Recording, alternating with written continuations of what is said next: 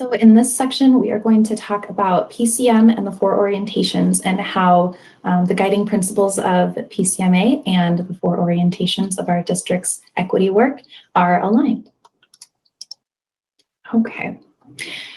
So PCM has 4 guiding principles that have been slightly updated in the new manual. So the guiding principles that we're going to reference are from the PCM Legacy Manual that everyone is very familiar with.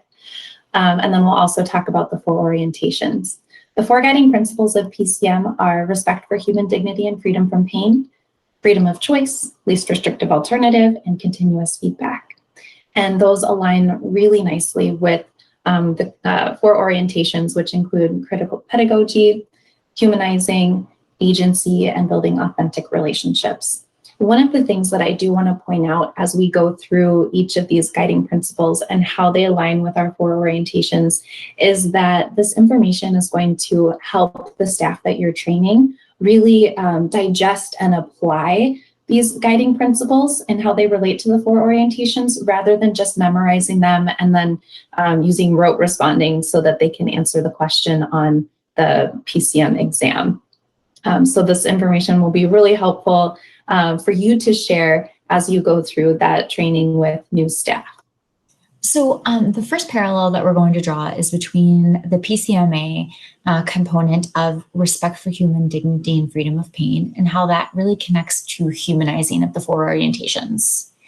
The takeaway in both of these is really thinking about how we need to view students in their wholeness as valued and unique individuals so that we treat students with respect, understanding, care, and compassion through each stage of the cycle of crisis. And when we're thinking about 916 and how we are integrating really both of these components, it shows up in our culture all the time. So what are those things in our buildings that really reinforce to students that we value them, that we honor their unique brilliance that they bring, and that we want them to connect to joy and education? And then relationally, how this shows up and how we have relationships with students as a foundation for all of the work we do. So highlighting that as you're going through the training and really how that, in so many instances, relationship, if we have strong relationships and we know our students, gives us the critical foundation for achieving really positive outcomes. But without that, we cannot do any of our work, be it PCMA, be it trauma-informed, be it restorative, be it algebra.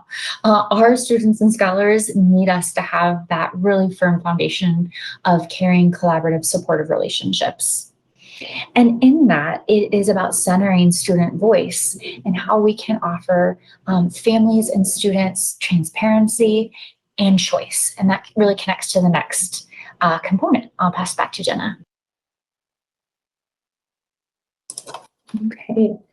So the second guiding principle and the orientation that it aligns with is freedom of choice.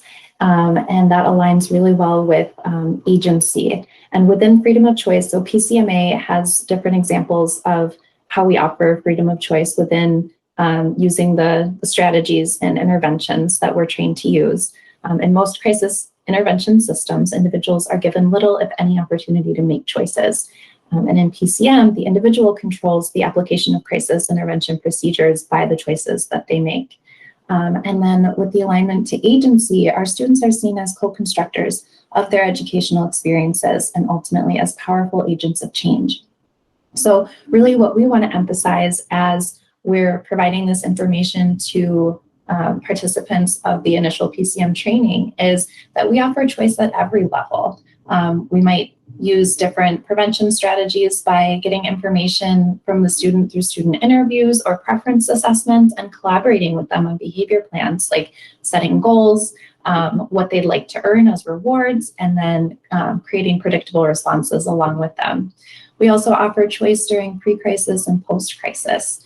When we're fading out after crisis behavior has been displayed, we're showing them that they have control over the intervention. And we also, use that systematic fading, which provides predictability for students, allowing them choice within the moment and at all points of the crisis cycle they have the choice, even though we may not be using words to indicate that. So we might use visuals, we might use proximity, it might be through that biofeedback too that we give as we fade out our PCM interventions. So as you are completing the online training, we ask you at this point to please pause and reflect on these questions, and then please share back with us utilizing the online platform tools. So there's an opportunity to input your responses, and we'll be looking back at them as you're going through this training, and then when you complete it, we'll offer feedback, and if you have some additional questions or would like to collaborate or problem solve on certain areas of this training, there'll be an opportunity for us to circle back with your answers. Right. So the next piece that we'll talk about are the PCM guiding principle of least restrictive alternative and critical pedagogy as it applies to our 4 orientations. So within the least restrictive alternative, really what we want to emphasize when we're talking with our participants in the initial employee training is to develop our own critical consciousness, making sure that we're following PCM strategies and interventions with fidelity and focusing on that least restrictive alternative. It says right in the manual that we need to use the least restrictive procedure or strategy to effectively manage the situation. So making sure that that information is conveyed to participants, and also highlighting that we can tag out as needed when we feel our stress level increasing, and we may be developing more reactive responses to the behavior, recognizing that and tagging out, or being okay with being tagged out so that a different staff member can come in and intervene with that least restrictive alternative. Another piece where we really focus on that critical pedagogy and emphasizing the least restrictive alternative is by debriefing as a team. And so within this debriefing, we can use circle spaces to kind of develop ways to collaborate as a community and make things better for our students. And some of the norms within those circle spaces are not shaming and not blaming. So essentially, when we're debriefing, we're not pointing fingers, we're not pointing out what people did wrong, but we're learning from the experience and finding ways to make better outcomes for our students in the future. So in this slide, we're looking at how continuous feedback connects to relationships in the 4 orientations. And this is really about how in every step of the crisis cycle, we're really working to retain a reciprocal relationship that is grounded in mutual respect. And we want our students to gain independence so that eventually our interventions are not necessary. We think about that least restrictive component as well. So to this, we must work with our students through relationships rather than attempting to control them. And this really comes back to our values as a district. Education is not about compliance, it's about education and skills so that our students and scholars are more productive citizens when they enter adulthood.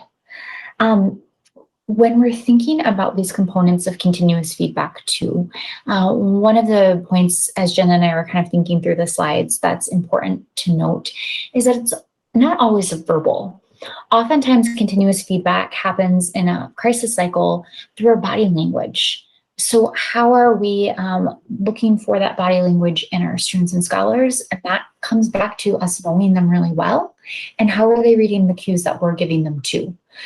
Because the more open and connected we are in our body language and our tone and our affect, the more likely they are able then to connect with us, which really leads to resolving that crisis. At this point, for those of you who are participating in this training virtually, we ask that you use the response platform provided to share out a time when you've seen staff successfully avoid power struggles during the cycle of crisis, provide student agency and choice during the cycle of crisis, build authentic relationships with students, and invite student experiences or perspective into the school and classroom.